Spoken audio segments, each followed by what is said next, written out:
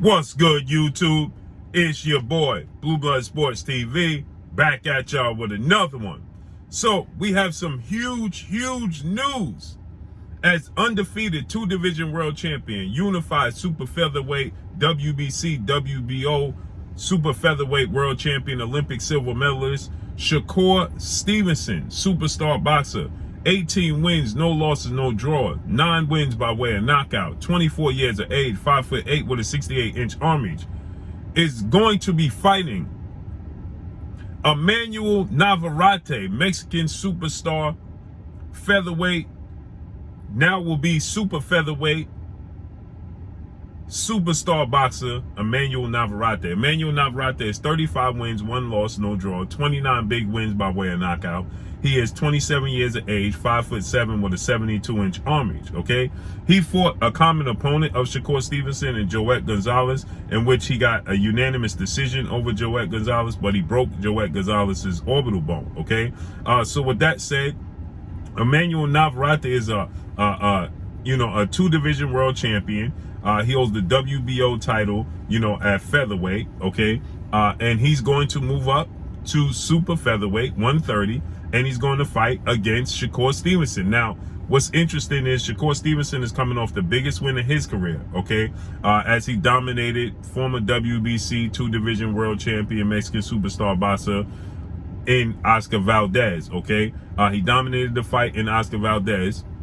Now, we know they were looking to make Oscar Valdez versus Emmanuel Navarrete. That's a fight that they wanted to make, okay? Shakur Stevenson, he dominated Oscar Valdez in the fight, winning every single round, pitching the shutout against Oscar Valdez to be in a massive unification bout to become the WBO, WBC super featherweight world champion. Now, Oscar Valdez, leading up into the Shakur Stevenson fight, it looked like Oscar Valdez was going to go the route of fighting Emmanuel Navarrete. When I personally talked to legendary promoter, top-ranked CEO and promoter Bob Arum, he stated that the fight that they wanted to make was Oscar Valdez versus Emmanuel Navarrete, and then they was looking to make Shakur Stevenson, against Miguel Berchelt, okay? Now, we know Oscar Valdez, he had brutally knocked out Miguel Berchelt, so it's the fight that made the most sense was Shakur Stevenson and Oscar Valdez. But according to Bob Arum, he stated that Oscar Valdez and his team was looking to secure a fight with Oscar Valdez versus Emmanuel Navarrete, okay? Nonetheless, Shakur Stevenson got the fight with Oscar Valdez, and now it looks like they stay in that August or September. We're going to get Shakur Stevenson versus Emmanuel Navarrete. Now, stylistically, Emmanuel Navarrete is a pressure fighter. He has power, obviously, big power. He's very long, very rangy, 5'7", with a 72-inch arm reach. So he's going to have a 4-inch arm reach advantage over Shakur Stevenson. He has the edge in power.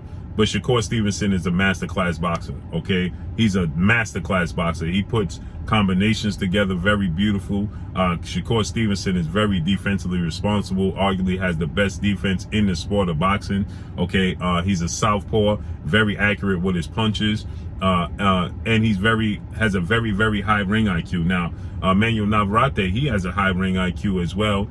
He's very, he's very explosive, okay? He's very tough, very come forward, very aggressive, pressure fighter. So, the rubber's going to meet the road, but he's not as quick and fleet-footed as Shakur Stevenson, and I think that that's going to prove to be the problem and the difference in this fight for Emmanuel Navarrete. But this is huge news. Now, obviously, Shakur Stevenson, he was looking to become undisputed. He's looking to collect all the belts at 130. And, Kenichi Ogawa, who was the IBF, super featherweight world champion, was just brutally knocked out in his fight. It looked like that could possibly be, the next fight, for Shakur Stevenson, but again, he was knocked out in his fight, brutally knocked out in his fight, and lost his titles, okay? So Kenichi Ogawa, he lost to Joe Cordina in the second round, brutal knockout. So that fight is off, and now we don't know if Joe Cordina is going to be available, but another fight, that's possible is Gutierrez, but he's going to face off against, the guy who beat, Christopher Colbert. Now, Christopher Colbert, he was supposed to fight, Gutierrez for the WBA title, okay? And he lost his fight. You know, shockingly, you know, many people pegged Chris Colbert to win his fight. He was the favorite to win his fight against Hector Garcia, but he lost his fight, unanimous decision, 12-round decision to Hector Garcia, okay? And there was talks of Chris Colbert versus, you know, Shakur Stevenson. Chris Colbert is now 16 wins, 1 loss, no draw, 6 wins by way of knockout, not a big puncher. He was the mandatory challenger for Gutierrez, okay? Now, Hector Garcia, 15 wins, no loss, no draw, 10 wins by way of knockout, 5'9" with a 67-inch arm reach, Olympic gold medalist out of the Dominican Republic, 30 years of age. Looks like he's going to get the opportunity now to fight Gutierrez, okay? So with that said, you know, Shakur Stevenson, he wants to collect the belts, obviously, but the belts are not available. So it just makes sense now that Shakur Stevenson has a big fight. And Emmanuel Navarrete is a bigger name than Gutierrez. He's a bigger name than Hector Garcia. He's a bigger name than Kenichi Ogawa. And he's definitely a bigger name than Joe Cordina. Okay, so it's just a much bigger fight.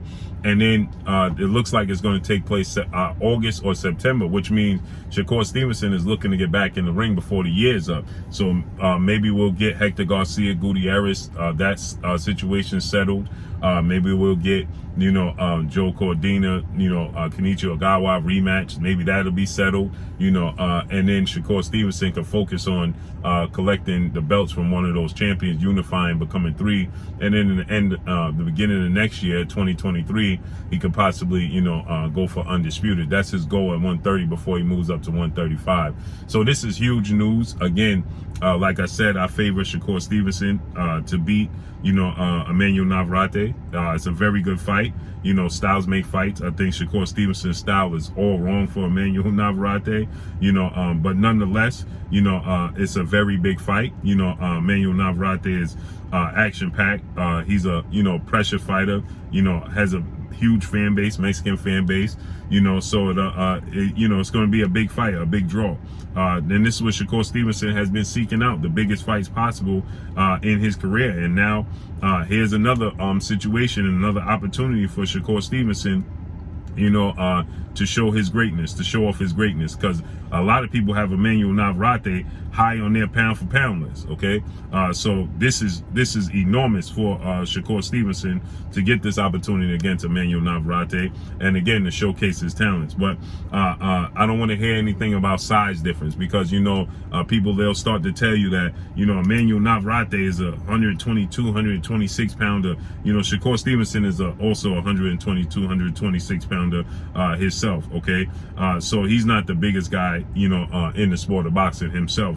But when he beat Oscar Valdez, you know, there was many people that was claiming that, you know, Shakur Stevenson, you know, he's just too big for the division. You even had Oscar Valdez, you know, he came out and he said that Shakur Stevenson was just too big for him. He couldn't hurt Shakur Stevenson. There's nothing he could do with Shakur Stevenson. You know, he couldn't buzz him. He hit him with everything he had, but Shakur Stevenson wasn't budging, you know, so he was hinting at that's the reason why he lost the fight to Shakur Stevenson. Emmanuel Navarrete, he's bigger than, you know, Shakur Stevenson. He's bigger than Oscar Valdez, you know, and he's just, you know, making weight is also a skill, okay? So Emmanuel Navarrete able to make weight, you know, at 122 and 126, you know, that's a skill set, okay? Making weight is a skill set just like everything else. And he has the skill set of making weight. So this is a huge fight, another legacy fight for Shakur Stevenson, in my opinion, okay? I think that this is a huge fight, huge legacy fight. You know, solidify himself. He's already on the pound for pound list, in my opinion. This just solidifies him even more being on that pound for pound list, you know. So I can't wait to see how this fight unfolds. You know, Shakur Stevenson, he's made it abundantly clear that, you know, he's not going to be held back, right? He stated that, you know, when Bob Arum stated that, you know, he has no interest in unifying the belts and, you know, making undisputed matches. You know, Shakur Stevenson said, listen, I don't care what Bob Arum says, that's his promoter, but he said at the end of the day, you know, what's important is my legacy, and nobody's going to prevent me from accomplishing what I want to accomplish. So I believe that this is another feather in the cap for Shakur Stevenson, you know, to you know, on his road to his path, paving out his legacy, and you know, becoming a Hall of Famer, because I have no doubt he's going to become a Hall of Famer and become arguably pound for pound best fighter in the world. So we got Shakur Stevenson versus Emmanuel Navarrete taking place August or September. I can't wait. So let's see how this unfolds and plays out. But that's all I got for y'all. Make sure you hit the like button, drop a comment in the comment section, let me know what y'all think. Y'all already know what it is. It's your boy Blue Blood Sports TV. Hate, like, comment, and subscribe. You haven't subscribed, hit the subscribe button, hit the like button, hit the bell icon to get all the new notifications. Follow me on Instagram at Blue Blood Sports TV, all in one word. Y'all already know what it is. Shout out to the entire LDBC. Shout out to New Media. Shout out to Black Media Row. Make sure you like and share these videos. That's all I got for y'all. Peace.